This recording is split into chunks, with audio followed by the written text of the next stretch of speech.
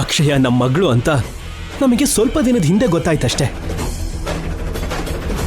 ಆದ್ರೆ ಕೆಲವು ಕಾರಣಗಳಿಂದ ಆ ನಿಜಾನ ಹೇಳಕ್ಕಾಗ್ಲಿಲ್ಲ. ಹೌದಮ್ಮ, ಶಿವರಾತ್ರಿ ದಿನ ಸಿದ್ದೇಶ್ವರ ಸ್ವಾಮೀಜಿ ಅಕ್ಷಯನೇ ನಿಮ್ಮ ಮಗಳಮ್ಮ ಅಂತ ಅವನಿ ಹತ್ರ ಹೇಳಿದ್ರು. ನಾವು ಹೇಳಿದ್ದು ನಿಜಾನೋ ಅಲ್ವೋ ಅಂತ ತಿಳ್ಕೋಬೇಕು ಅಂದ್ರೆ ಪುರೋಹಿತರು ನಾರಾಯಣರಾವ್ ಅವರನ್ನ ಒಮ್ಮೆ ಕೇಳಿ, ನಮ್ಮ ಸಿದ್ದೇಶ್ವರ ಸ್ವಾಮೀಜಿನ ಕೇಳಿ.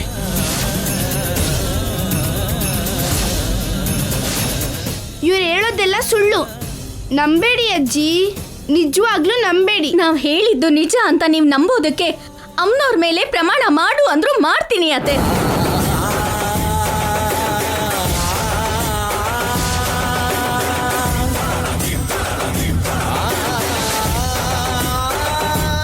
ಸುಳ್ಳು ಪ್ರಮಾಣ ಮಾಡೋದಕ್ಕೆ ಬೆಲೆ ಎಲ್ಲಿರತ್ತೆ? ಅಂತ ಪ್ರಮಾಣಗಳನ್ನ ನೀವ್ ಮಾಡ್ತೀರಾ? ಬಾಯಿಗೆ ಬಂದಾಗ ಮಾತಾಡ್ಬಿಡ ಅವನಿ. ಹಾಗ್ ಮಾತಾಡ್ತಿರೋದು ನೀವು, ನಾವಲ್ಲ ನೀವು. ಸಾಕು, ನಿಲ್ಸಿ.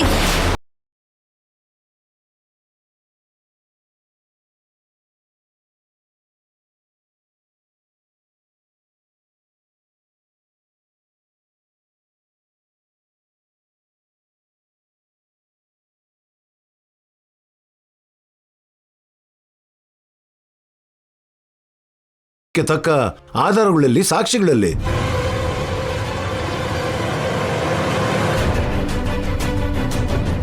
ಅಕ್ಷಯನೇ ನಿಮ್ಮ ಮೊಮ್ಮಗಳು ಪ್ರಸಾದ್ ರಾವ್ ಅವರೇ?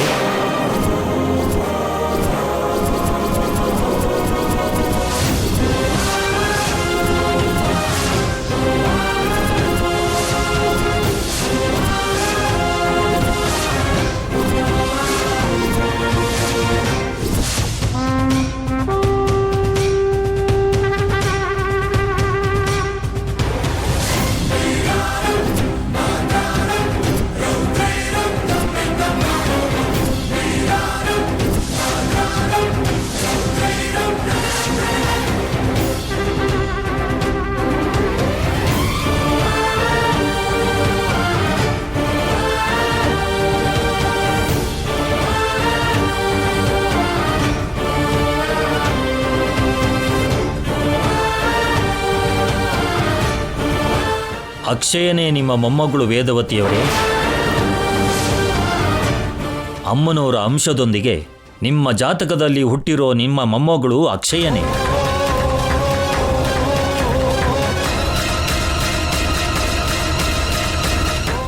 ಈ ಸ್ವಾಮೀಜಿ ಹೇಳಿದ್ರೆ ವೇದವತಿ ಈಸಿಯಾಗಿ ನಂಬಿಡ್ತಾಳೆ. ಅವನಿ ಶ್ರೀಕರ್ ನಿಮ್ಮ ಹತ್ರ ಆ ನಿಜಾನ ಹೇಳದೇ ಇರೋದಕ್ಕೆ ಒಂದು ಕಾರಣ ಇದೆ. ಏನಂದ್ರೆ ಅಕ್ಷಯ ಅವನಿನ ಅಮ್ಮ ಅಂತ ಕರೆಯೋ ಕೂಗಿನಿಂದ ಅವನಿಗೆ ಪ್ರಾಣಾಪಾಯ ಇದೆ ಅನ್ನೋದು.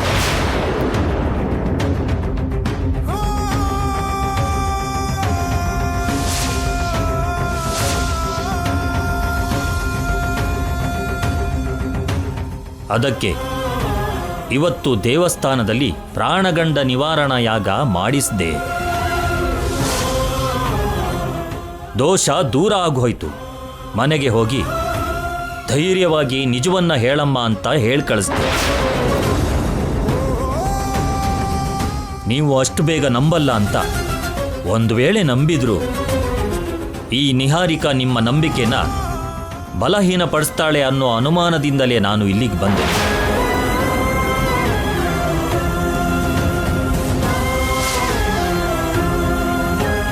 ಅವನಿ ಅಮ್ಮನವರ ಮೇಲೆ ಆಣೆ ಮಾಡ್ತೀನಿ ಅಂದ್ರೂ ನೀವು ನಂಬಲಿಲ್ಲ.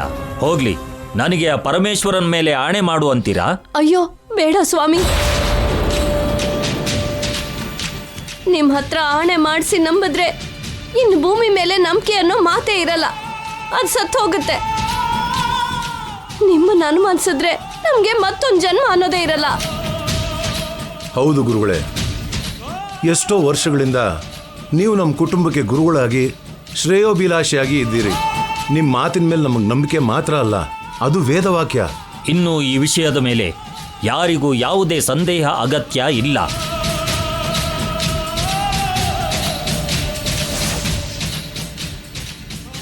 ನಿಮ್ಮ ಮೊಮ್ಮಗಳನ್ನ ಕರ್ಕೊಳ್ಳಿ, ಆನಂದದಿಂದ ಹಬ್ಬನ ಆಚರಿಸಿ.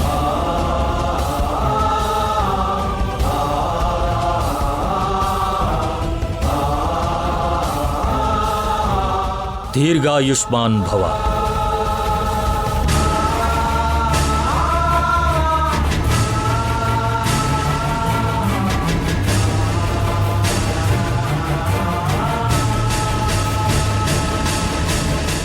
ಅವನಿ ತಾಳ್ಮೆ ಭೂದೇವಿ ಹಾಗೆ, ಅವನಿ ಕೋಪ ಭಗ ಭಗ ಹುರಿಯೋ ಸೂರ್ಯನ ಹಾಗೆ. ಅವನಿಗೆ ತೊಂದರೆ ಕೊಡಬೇಕು ಅಂತ ಯಾರಾದ್ರೂ ನೋಡಿದ್ರು ಅಂದ್ರೆ ಅವರಿಗೆ ಶಿಕ್ಷೆ ತಪ್ಪಿದ್ದಲ್ಲ, ಅಧ ಪಾತಾಳ ತಪ್ಪಲ್ಲ.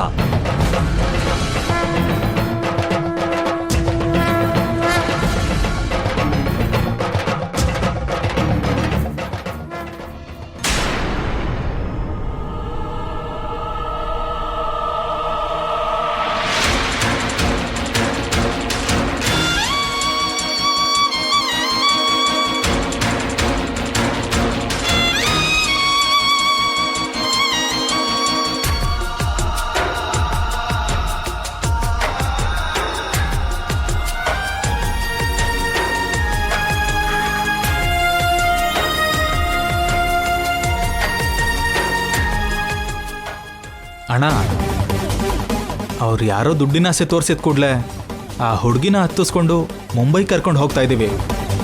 ನಮಗೆ ಯಾವ ಪ್ರಾಬ್ಲಮ್ಮು ಬರಲ್ಲ ಅಲ್ಲ? ಏನೂ ಆಗಲ್ಲ ಕಣೋ.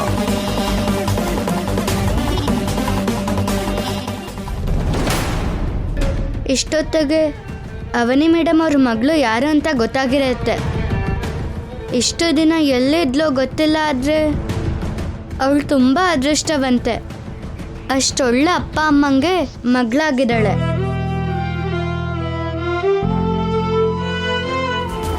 ಇಷ್ಟು ಕಾಲ ನೀವು ಕಾಯ್ತಾ ಇದ್ದ ನಿಮ್ಮ ಮೊಮ್ಮಗಳು ಅಕ್ಷಯನೇ ಅಮ್ಮ.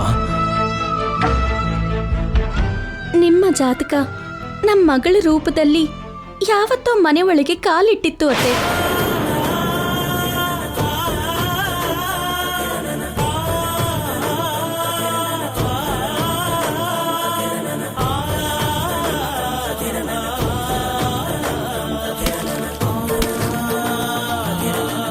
ನಿಮಗೂ ನನಗೂ ಮಧ್ಯ ಯಾವುದೋ ಬಂಧ ಇರೋ ಹಾಗಿದೆ. ಎಲ್ಲ ಸರ್ವನಾಶ ಮಾಡ್ಬಿಟ್ಟೆ. ಚಿಚಿ, ಯಾಕೆ ಹುಡ್ತಾರೋ ನಿನ್ನಂತವ್ರು?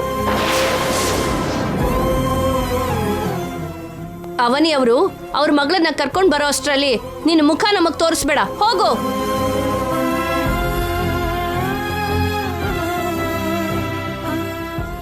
ಇದೆಲ್ಲ ನಿಜನಾ ಕನ್ಸ ಅನ್ನೋ ತರ ಇದೆ. ಗುರುಗಳೇ ಎಲ್ಲ ಹೇಳಿದ ಮೇಲೆ ಇದು ಕನಸು ಹೇಗಾಗುತ್ತೆ ವೇದ? ಇಷ್ಟು ದಿನ ನಮ್ಮ ಮಗಳು ನಮ್ಮ ಕಣ್ಣು ಮುಂದೆನೆ ಇದ್ರು, ಗುರ್ತಿಸೋದಕ್ಕೆ ಆಗ್ಲಿಲ್ವಲ್ಲ ರೀ? ಹೌದು ವೇದ, ಅಮ್ಮನವರು ನಮಗೆ ದೊಡ್ಡ ಪರೀಕ್ಷೆನೆ ಕೊಟ್ಲು. ಅಕ್ಷಯನ ಮೊದಲನೇ ಸಲ ನೋಡ್ದಾಗ್ಲೆ ಅಮ್ಮನವ್ರ ರೂಪ ಅನ್ಕೊಂಡೆ, ಅದೇ ನಿಜ ಆಯ್ತು. ಅತ್ತೆ ಅವರೇ, ನಿಮ್ಮೆಲ್ರ ಮುಂದೆ ಇವಾಗ ನಾನೊಂದು ನಿಜ ಹೇಳ್ತೀನಿ ಕೇಳಿ.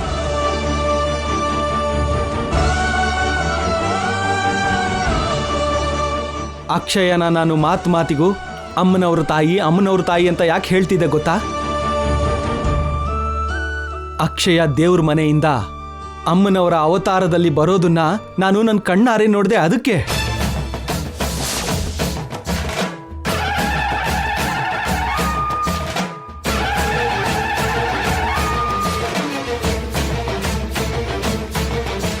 ಹೌದಮ್ಮ, ಅಮ್ಮನವ್ರ ರೂಪದಲ್ಲಿ ಅಕ್ಷಯ ದರ್ಶನ ಆದ ದಿನಾನೇ ನಮ್ಮ ಯಜಮಾನ್ರಿಗೆ ದೃಷ್ಟಿ ಬಂತು.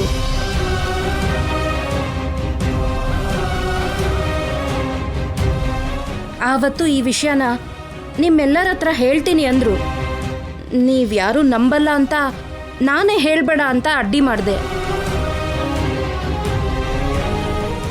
ಇವಾಗ ಹೇಳಿ, ಅಕ್ಷಯ ನಮ್ಮ ಮನೆಯಿಂದ ಹೊರಟೋಗಿದ್ದು ನಮ್ಮ ಮನೆಗೆ ಅನಿಷ್ಟನಾ ಅಲ್ವಾ? ನನ್ನ ಮೊಮ್ಮಗಳ ಬಗ್ಗೆ ಗೊತ್ತಿಲ್ಲದೆ ಎಷ್ಟೋ ಸಲ ಅವಮಾನಿಸ್ದೆ, ಏನೇನೋ ಬೈದೆ. ಪಾಪಿ ನಾನು.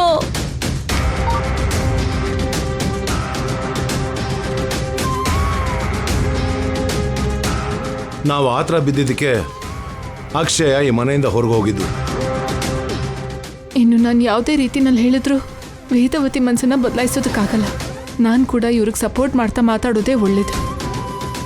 ಅಕ್ಷಯ ನಿನ್ ಮಗಳು ಅಂತ ಗೊತ್ತಿಲ್ದೆ ಎಂಥ ಕೆಲಸ ಆಗೋಯ್ತು ಅವನಿ. ಬಂಗಾರ ಪ್ಲೇಟ್ ಬದಲಾಯಿಸಿದ್ಲು, ನಾನು ಕೂಡ ಬದಲಾಯಿಸೋದು ಒಳ್ಳೇದು. ಬದಲಾಯಿಸ್ಬಿಡೋಣ. ಅಕ್ಷಯನೇ ನಮ್ಮ ಮನೆ ವಾರಸ್ದಾರಳು ಅಂತ ಗೊತ್ತಾಗಿದ್ದಿದ್ರೆ ಎಲ್ಲರೂ ತಲೆ ಮೇಲೆ ಹೊತ್ಕೊಂಡು ಪೂಜೆ ಮಾಡ್ತಿದ್ವಿ.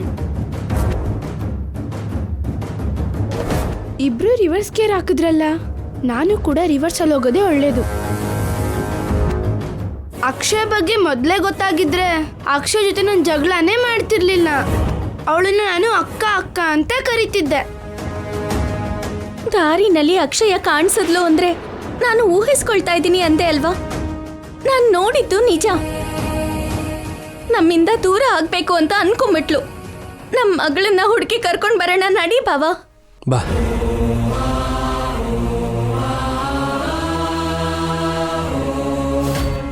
ನಾನು ನನ್ನ ಮೊಮ್ಮಗಳನ್ನ ನನ್ನ ಕೈಯಾರ ನಾನೇ ಹೊರಗಡೆ ಕಳಿಸ್ದಾಗ ಆಗೋಯ್ತು. ಎಂತ ಪಾಪ ನಡೆದು ಹೋಯ್ತು. ಅಕ್ಷಯ, ಬೇಗ ನನ್ನ ಕಣ್ಮುಂದೆ ಬಾಮ್ಮ.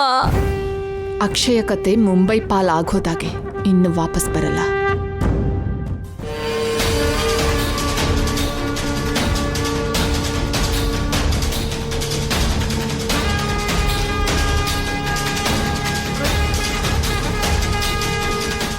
ಅಣ್ಣ, ನನಗೊಂದು ಯೋಚನೆ ಬಂತು. ಏನೋ, ನಾವು ಆ ಹುಡುಗಿನ ಹತ್ತಿಸ್ಕೊಂಡಿದ್ದಕ್ಕೆ ನಾವು ಅನ್ಕೊಂಡೇ ಇರೋಷ್ಟು ದುಡ್ಡು ಸಿಕ್ತಲ್ವಾ? ಅದೇ ಆ ಹುಡುಗಿನ ನಾವು ಮುಂಬೈಯಲ್ಲಿ ಮಾರ್ಬಿಟ್ರೆ?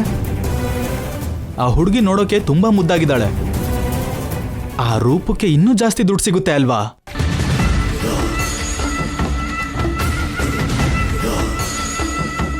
ಅವ್ರು ಯಾರೋ ಈ ಹುಡುಗಿನ ಬಿಟ್ಟೋಗ್ಬೇಕು ಅಂತ ಅನ್ಕೊಂಡಿದ್ರು. ವಾಪಸ್ ಅವ್ರ ಸಂಬಂಧಿಕರ ಹತ್ರ ಹೋಗ್ಲಿಲ್ಲ ಅಂದ್ರೂ ಪರವಾಗಿಲ್ಲ. ಅದಕ್ಕೆ ಮುಂಬೈಗೆ ಹೋಗಿ ಮಾರ್ಬಿಡೋಣ. ಹಾಗಾದ್ರೆ ಒಳ್ಳೆ ಗಿರಾಕಿಗೆ ಮಾರ್ಬಿಡೋಣ. ನಮ್ಮ ಲೈಫು ಸೆಟ್ಲ್ ಆಗೋಗುತ್ತೆ.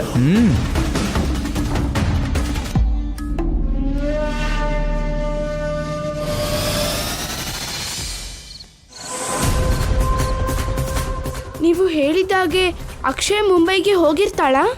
ಇಲ್ಲಾಂದ್ರೆ ನಮ್ಮ ದರಿದ್ರಕ್ಕೆ ತಿರ್ಗಾ ವಾಪಸ್ ಬರ್ತಾಳಾ? ಗೋಡೆಲಿ ಪೃಥ್ವಿರಾಜ್ ಬಾಬಾ ಇರ್ತಾನೆ. ನಾವು ನಿಧಾನಕ್ಕೆ ಮಾತಾಡೋದು ಒಳ್ಳೇದು. ಅಷ್ಟಕ್ಕೂ ಅಕ್ಷಯ ಟಾಪಿಕ್ನ ಮಾತಾಡದೇ ಇರೋದೇ ಇನ್ನೂ ಒಳ್ಳೇದು.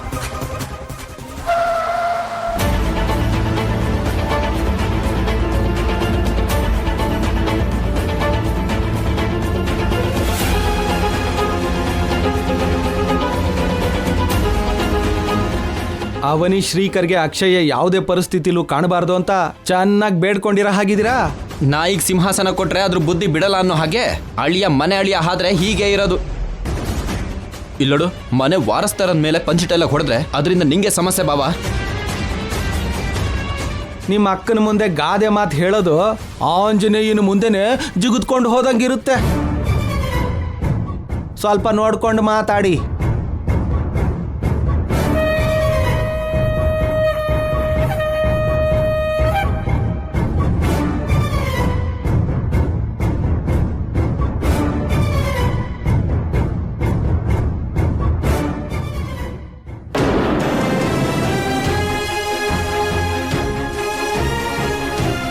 ನಮ್ಮನೆ ದೇವತೆ ಸುಳಿವೇನಾದ್ರೂ ಸಿಕ್ತಾ?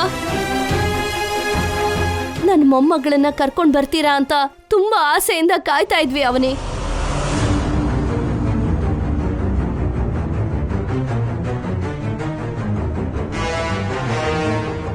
ಮನಸ್ಸೆಲ್ಲ ಒಂಥರ ವಿಚಲಿತವಾಗಿದೆ ಶ್ರೀಕರ್. ಪೃಥ್ವಿರಾಜ್ ಹೇಳ್ದಾಗೆ ನಮ್ಮ ಮನೆ ಅಮ್ಮನವ್ರನ್ನೇ ಹೊರಗಡೆ ಹಾಕಿದಾಗೆ ಮನ್ಸಿಗೆ ತುಂಬಾ ನೋವಾಗ್ತಿದೆ ಕಣ.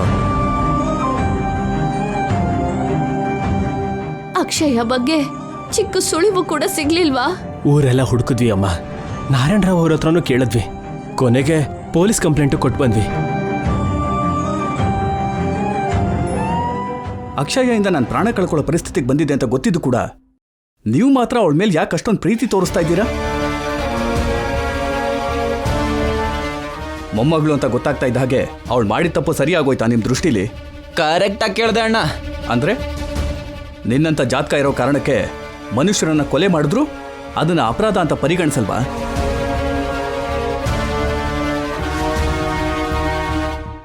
ಒಂದ್ ರೀತಿನಲ್ಲಿ ಭಾವನವ್ರು ಕೇಳ್ತಾ ಇರೋದ್ರಲ್ಲೂ ಕೂಡ ನ್ಯಾಯ ಇದೆ ಅಲ್ವಾ ಅತ್ತೆ?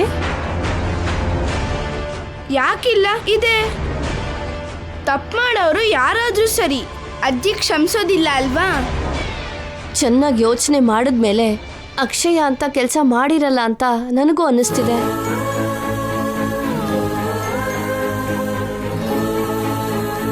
ಅಷ್ಟು ಚಿಕ್ಕ ಹುಡುಗಿ ರಾಧಾಕೃಷ್ಣನ್ ಯಾಕೆ ಸಾಯಿಸ್ಬೇಕು ಅನ್ಕೊಂತಾಳೆ? ನಿನ್ನೆ ಎಲ್ಲರೂ ನೋವಲ್ಲಿದ್ದು ಅಕ್ಷಯನ ಅನುಮಾನಿಸಿದ್ವೇ ಹೊರತು ಚೆನ್ನಾಗಿ ಯೋಚನೆ ಮಾಡಿದಾಗ ಅಕ್ಷಯದ ಯಾವುದೇ ತಪ್ಪು ಇಲ್ಲ ಅನ್ನಿಸ್ತಿದೆ. ಅವನಿ ಈ ಮನೆಗೋಸ್ಕರ ಎಷ್ಟು ತ್ಯಾಗ ಮಾಡಿದಾಳೋ ಅಕ್ಷಯ ಕೂಡ ಅಷ್ಟೇ ತ್ಯಾಗ ಮಾಡಿದಾಳೆ. ಅತ್ತೆಯವರ ಪ್ರಾಣನ ಕಾಪಾಡೋದಕ್ಕೋಸ್ಕರ ಭವಾನಿ ದೀಕ್ಷೆ ತಗೊಂಡ್ಲು. ಅದೊಂದು ಸಾಕು ಅಕ್ಷಯ ಒಳ್ಳೆತನದ ಬಗ್ಗೆ ಮಾತಾಡ್ಕೊಳ್ಳೋದಕ್ಕೆ. ಅವತ್ತು ಆ ವಿಷಯ ಕೂಡ ಗುರ್ತಿಸೋದಕ್ಕಾಗ್ಲಿಲ್ಲ. ಅದೆಲ್ಲ ನೆನ್ಪಕ್ಕೆ ಬರ್ತಿದ್ರೆ ಇವಾಗ ತುಂಬಾ ನೋವಾಗ್ತಿದೆ. ಅದೊಂದೇ ವಿಷಯ ಅಲ್ಲ ಅಮ್ಮ, ನೀನ್ ತುಂಬಾ ವಿಷಯಗಳನ್ನ ಗುರುತಿಸ್ಲಿಲ್ಲ.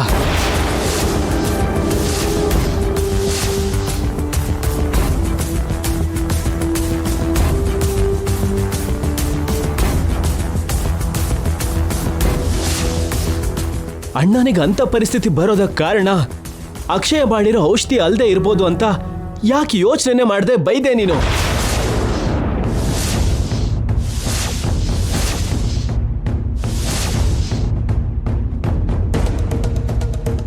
ಯಾಕೆ ನಿರ್ಧಾರನೆ ತಗೊಳ್ದೇನೆ ನಿರ್ದಾಕ್ಷಿಣ್ಯವಾಗಿ ಬೈದೆ? ಯಾಕೆ ನಿನ್ ವಯಸ್ಸನ್ನ ಮರ್ತೋದೆ ಅಮ್ಮ? ನಿನ್ ದೊಡ್ಡಸ್ತಿಕೆ ಏನಾಯ್ತು? ನಿನ್ ಬುದ್ಧಿ ಏನಾಯ್ತಮ್ಮ?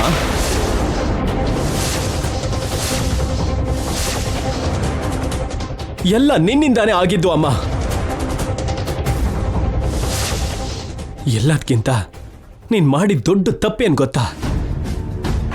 ಅವನಿಗೆ ಗರ್ಭದಲ್ಲಿದ್ದಾಗ ಅಮ್ಮನವರಿಗೆ ಮಗುನ ದತ್ತು ಕೊಟ್ಟಿದ್ದು. ಅವನಿಗೆ ಹುಟ್ಟೋ ಅಂತ ಹೆಣ್ಣು ಮಗುನ ಅಮ್ಮನವ್ರಿಗೆ ದತ್ತು ಕೊಡ್ತಾ ಇದ್ದೀನಿ. ಇನ್ನು ಆ ಮಗು ಭಾರ ಎಲ್ಲ ಅಮ್ಮನವ್ರದೇ. ನೀನ್ ಮಾಡಿದ್ದನ್ನ ತಪ್ಪು ಅಂತ ಅನ್ಬಾರ್ದು, ಪಾಪ ಅನ್ಬೇಕು, ಮಹಾಪಾಪ ಅನ್ಬೇಕು. ಗಂಗೆಲ್ ಸ್ನಾನ ಮಾಡಿದ್ರು, ಒಳ್ಳೆ ಕೆಲಸ ಮಾಡಿದ್ರು, ಗುಡಿನ ಕಟ್ಸಿದ್ರು ಪಾಪಗಳು ಹೋಗುತ್ತೆ ಅಂತ ಹೇಳ್ತಾರೆ. ನೀನ್ ಮಾಡಿದ ಪಾಪ ಮಾತ್ರ ಏನ್ ಮಾಡಿದ್ರು ಹೋಗಲ್ಲ ಅಮ್ಮ.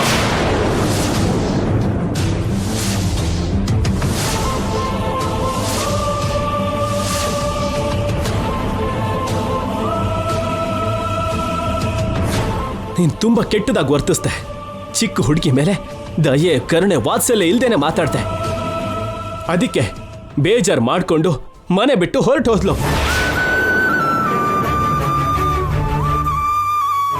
ಎಲ್ಲಿಗೆ ಹೋಗಿದ್ದಾಳೋ ಗೊತ್ತಿಲ್ಲ, ಎಲ್ಲಿದ್ದಾಳೋ ಗೊತ್ತಿಲ್ಲ.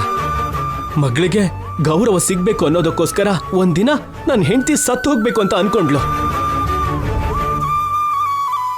ಇವಾಗ ಅವಳಿಂದ ಮನೇಲಿ ಜಗಳ ಆಗ್ತಿದೆ ಅಂತ ಅಮ್ಮನ ಹಾಗೆ ನೋಡ್ಕೋತಿರೋ ಅವನಿ ಮೇಡಮ್ಗೆ ಸಮಸ್ಯೆ ಆಗ್ಬಾರ್ದು ಅಂತ ಅನ್ಕೊಂಡು ನಮ್ಮ ಮಗಳು ಏನಾದ್ರೂ ಮಾಡ್ಕೊಂಡ್ರೆ ನಮ್ಮ ಮಗಳನ್ನ ನಮಗೆ ಯಾರು ವಾಪಸ್ ತಂದು ಕೊಡ್ತಾರೆ? ನಮಗೆ ಆಗ್ಬಾರ್ದಾಗಿರೋ ನಷ್ಟ ಏನಾದ್ರೂ ಆದ್ರೆ ಜವಾಬ್ದಾರರು ಯಾರು? ಎಲ್ಲ ನಿನ್ನಿಂದಾನೇ ಆಗಿದ್ದು, ನಿನ್ನಿಂದಾನೇ. ಸಾಕ್ ನಿಲ್ಸೋ.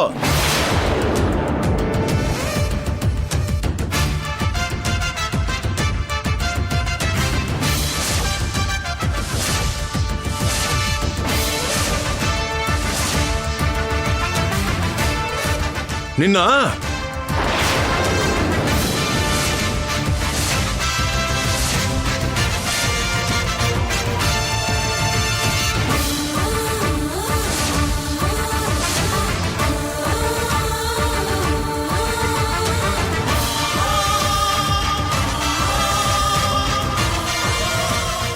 ಇನ್ನೊಂದು ಮಾತು ನನ್ನ ಹೆಂಡತಿ ಬಗ್ಗೆ ಆಡಿದ್ರೆ ಅಂದ್ರೆ ಎತ್ತಿದ ಕೈನ ನಾನು ನಿಲ್ಸೋದಿಲ್ಲ.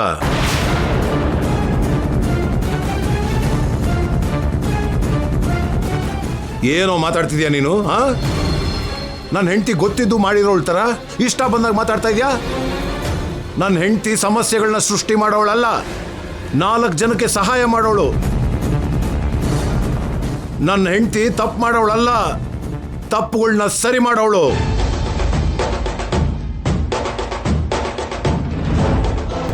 ಮಗಳು ಕಾಣಿಸ್ದೆ ಹೋಗಿದ್ದಾಳೆ ಅನ್ನೋ ನಿನ್ನ ವೇದನೆ ಆವೇಶದಲ್ಲಿ ಬದಲಾಗೋದು ತಪ್ಪಿಲ್ಲ. ಆದ್ರೆ ನಿನ್ನ ತಾಯಿ ಕಡೆ ನೀನು ಬೆರಳೆತ್ತಿ ತೋರಿಸಿದಾಗ ಮಿಕ್ಕಿದ್ದ 4 ಬೆರಳು ನಿನ್ನ ಕಡೆ ತೋರಿಸ್ತಿದೆ ಅನ್ನೋ ವಿಷಯನ ಮರ್ತಿದ್ಯಾ? ಅರ್ಥ ಆಯ್ತಾ? ನಾವೇನ್ ತಪ್ಪು ಮಾಡಿದೀವಿ ಮಾವ? ನಮ್ ಕಡೆ 4 ಬೆರಳು ತೋರ್ಸೋಕೆ ನಿಮ್ಮಲ್ಲಿ ಯಾವ ತಪ್ಪು ಇಲ್ವಾ? ಏನಿದೆ ನೀವೇ ಯೋಚನೆ ಮಾಡಿ. ನಾವ್ಯಾಕೆ ಯೋಚನೆ ಮಾಡ್ಬೇಕು? ನಮ್ ತಪ್ಪೇನು ಅಂತ ನಿಮಗೆ ಗೊತ್ತಿದೆ ತಾನೆ? ನೀವೇ ಹೇಳಿ. ಅಕ್ಷಯ ನಿಮ್ ಮಗಳು ಅಂತ ನಿಮ್ಗೆ ಯಾವತ್ತೋ ಗೊತ್ತಾದಾಗ ನೀವು ನಮ್ಮ ಹತ್ರ ಯಾಕೆ ಹೇಳಲಿಲ್ಲ? ನನಗೆ ಪ್ರಾಣ ಗಂಡಾಂತರ ಇತ್ತು ಅಂತ ಹೇಳ್ದೆ ಅಲ್ವಾ?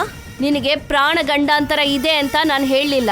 ಅಕ್ಷಯ ನಿನ್ನಮ್ಮ ಅಂತ ಕರೆದ್ರೆ ಅಪಾಯನೇ ಹೊರತು ನೀವು ನಮ್ಮ ಹತ್ರ ಹೇಳ್ಕೊಂಡ್ರೆ ಅಪಾಯ ಏನಿತ್ತು?